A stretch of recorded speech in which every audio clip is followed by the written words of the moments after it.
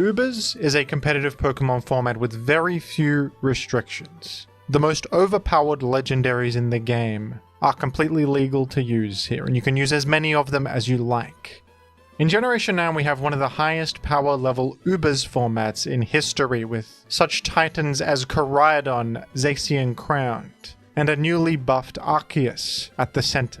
Most people that succeed in this brutal format are using the most powerful Pokemon available to them, and it's not uncommon to see a full team of broken legendaries.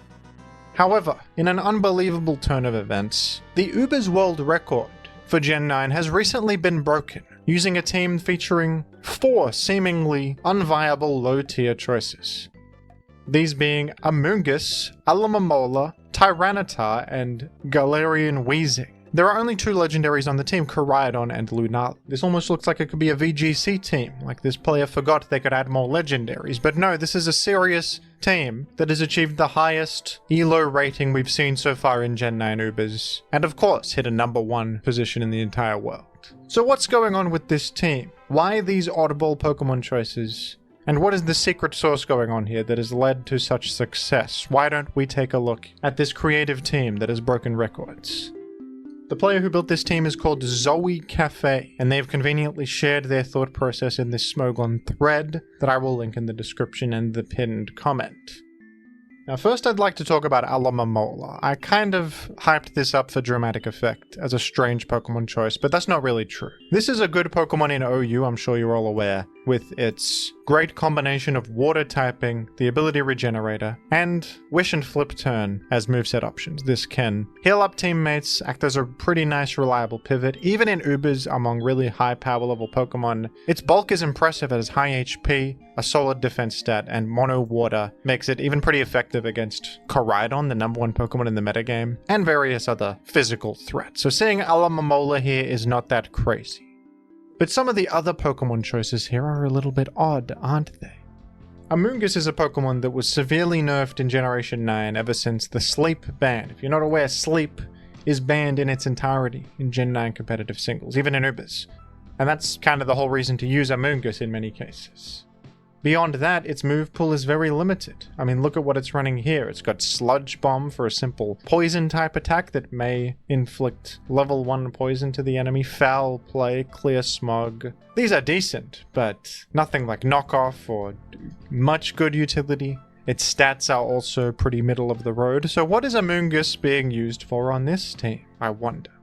On this team, Amoonguss is being used purely as a special wall against specific common threats. And Amoonguss actually happens to have a good type profile to match well against many different Pokemon in Ubers. The big one is Kyogre, a popular water type special attacker, and with max HP, special defense, and an assault vest on top, you are shrugging off any water type stab or the thunder coverage option. Kyogre does have Ice Beam to hit Amoonguss, but this is a very manageable option that you're actually stomaching pretty well with your special defense and assault vest. Grass Knot also happens to be great in Ubers, since this is a world where you're up against a bunch of heavy legendaries. Box legendaries often have very high weight, and Grass Knot deals damage based on weight. To Kyogre in particular, this is dealing super effective and weight-based damage, so Amoonguss is punching well above its weight thanks to that. But the defensive benefits of Amoonguss in Ubers do not end there. Amoonguss happens to match up well against various specially leaning Arceus forms, especially Fairy-type Arceus, as you have a Fairy resistance with your Poison typing. You deal super effective damage to them, and you even have Clear Smog to get rid of their Calm Mind boosts. It's rare to see Arceus forms that have a super effective judgment against this Pokemon. You happen to be neutral to ground, and against Arceus ground, you have Grass Knot, which deals super effective weight-based damage. You can get rid of their boost with the Clear Smog. The majority of popular specially leaning Arceus types are fairly nicely answered by this Amoonguss. Foul Play is a convenient option, as it is pretty nice at punishing incoming physical attackers. Foul Play is a move that deals damage based on the enemy's attack stat and how high it is. The higher their attack, the more damage. Physical attackers probably want to come in on Amoonguss, and they might get punished for doing so. Foul Play also happens to be convenient Dark-type coverage, which is very useful against the enemy Pokemon Lunala. Lunala is a big legendary with a Psychic Ghost typing, times 4 weak to Dark. And Lunala's base attack stat is actually pretty high, meaning foul play would do more damage than a simple regular old dark type attack. And that is quite useful too. Amoonguss is effective at walling Lunala. It is frightened, of course, of Psy Shock as an option, a psychic, super effective attack that deals damage based on the enemy's defense. Amoonguss is going all in on special defense here, so Psy Shock is a concern. Which is why this set is running Terra Steel to gain psychic resistance if need be.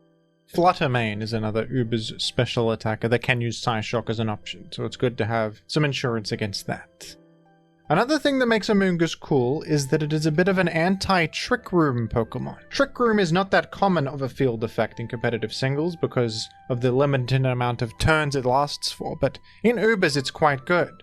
Trick Room inverts the speed mechanic, meaning the slower Pokemon moves first, and this is conveniently an option on the Pokemon Calyrex Ice Rider, who is an outstanding abuser of this. It's a very slow Pokemon with high attack. After clicking Trick Room itself, it's posing a threat to most. But Amoonguss is conveniently able to underspeed Calyrex Ice Rider and hit it with a big foul play, dealing massive super effective damage that scales based on attack.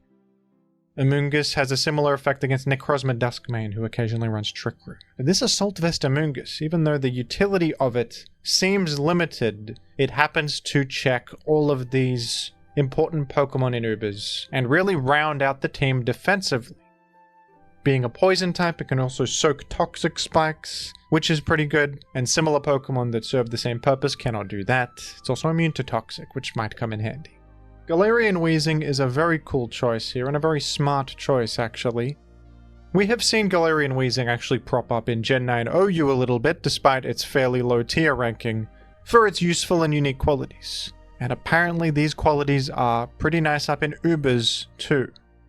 Weezing Galar's ability Neutralizing Gas is an outstanding one. This is an ability that actually disables the effects of all other abilities, and you can imagine that in Ubers, this will be really useful.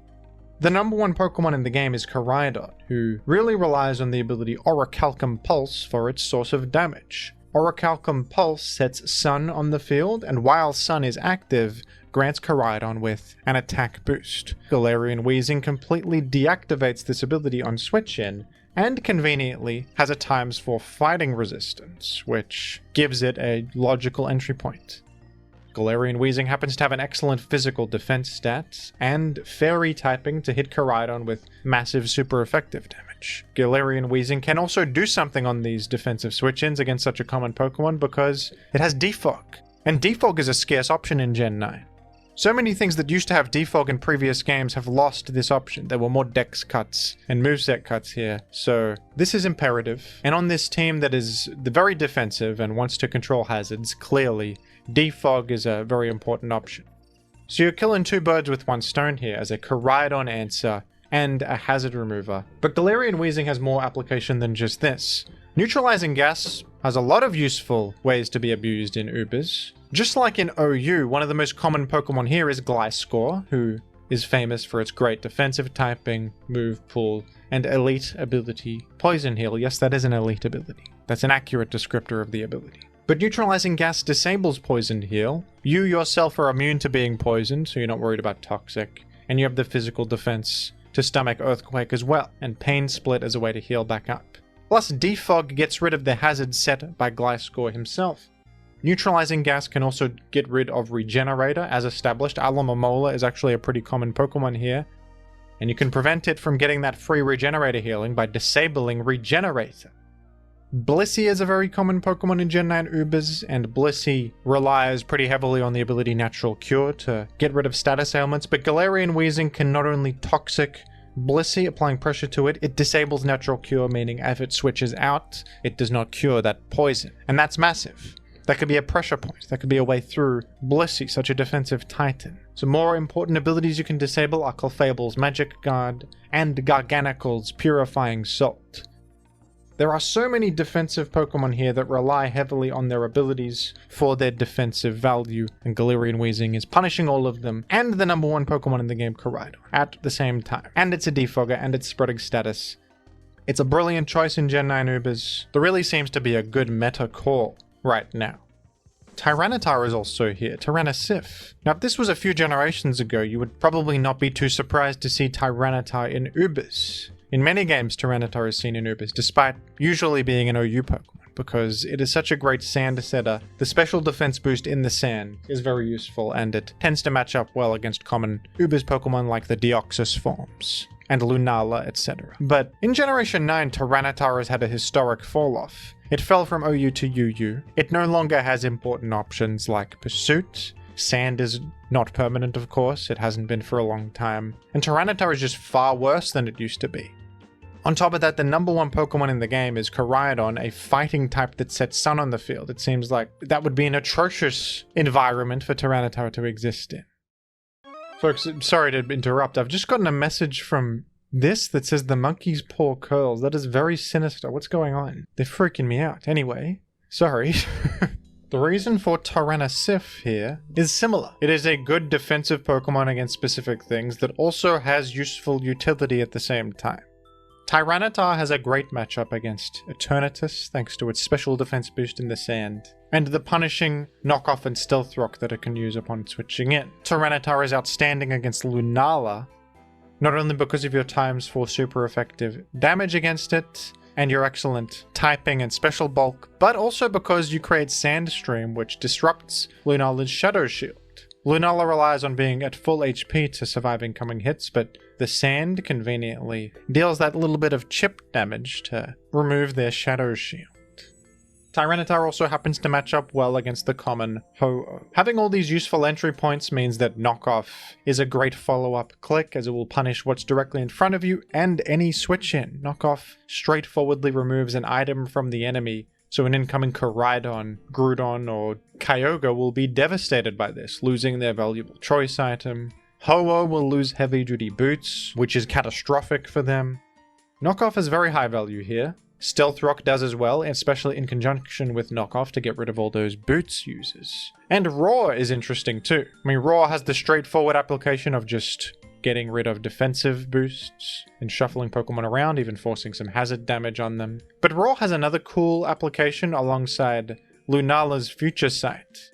Future Sight is a move that hits 2 turns after being used, but it has a high power. It's an interesting way to wall break, making it awkward for the enemy to switch around. And what's cool about Roar is that it actually bypasses Protect. So if the enemy is trying to use Protect on the turn that Future Sight will land, you will Roar, forcing them to switch out and allowing Future Sight to connect with a random Pokemon. And you could snipe something really important like Koraidon. If you happen to Roar in Koraidon, Future Sight will just KO that Koraidon, and that's huge. Same with Eternatus, because Eternatus is weak to Psychic. There's some very relevant Psychic weak Pokemon here, and Rest is here just for a form of healing because this Tyrannosif wants to stick around in the long term. So this team is a bulky balanced team. These 4 oddball choices, the non-legendaries, have a defensive purpose. Alomomola is able to pivot, and then the offense comes from these 2 big legendaries. Choice Scarf Koraidon is extremely powerful. It's the best Pokemon in the whole metagame. And with this support of Defog to get rid of hazards so that it's not worried about getting chipped down, the pivoting of Alomomola allowing it safe entry points, Koraidon is thriving here. Especially because all of these defensive Pokemon are chipping down the enemy as the game goes along. Amoonguss could get crucial Sludge Bomb poisons or just deal little bits of chip damage against things. Tyranitar's Sand adds up, as does knocking off items. Weezing can poison things. So Koraidon is a fantastic Pokemon to bring in on a flip turn and output some offense, and also a fantastic cleaner as it outruns most everything and can finish the job against the things that your defensive pieces have chipped down. Lunala is more of a bulky attacker here. Shadow Shield is nice insurance against incoming hits, a bit of a backup plan against a threat that has gotten out of hand or something. So that's always nice to have.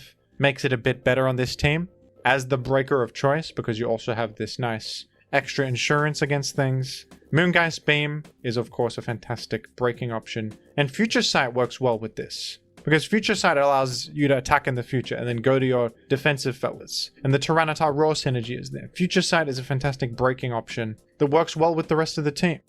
Even though you do have default support from Weezing, that's not always gonna be a reliable way to go, so the Lunala is wearing boots for extra insurance against hazards to maintain Shadow Shield as well, since you have to be at full. And you've got Moonlight for a form of healing. So this Lunala is an offensive threat that wants to stick around a little bit and have some defensive application too. So why don't we take a look at the team in action? Here we are against a very aggressive looking enemy team with a Grimmsnarl on it, which is kind of interesting. Grimmsnarl's probably here to set Light Screen and Reflect to support all of these powerful offensive Pokemon. Probably has Parting Shot too, to pivot into maybe the Calyrex or the Necrozma, set up Trick Room on them, and just go for the throat. A very offensive team. Let's see how our oddball bulky balance goes here. We've got the Neutralizing Gas lead, immediately shutting down the Drizzle, which is interesting, but if you switch out, Drizzle activates. And I think that's Choice Specs Kyogre, dealing about 50, so you can safely go Tyranitar, not only resetting the weather, but punishing the lock-in of Ice Beam.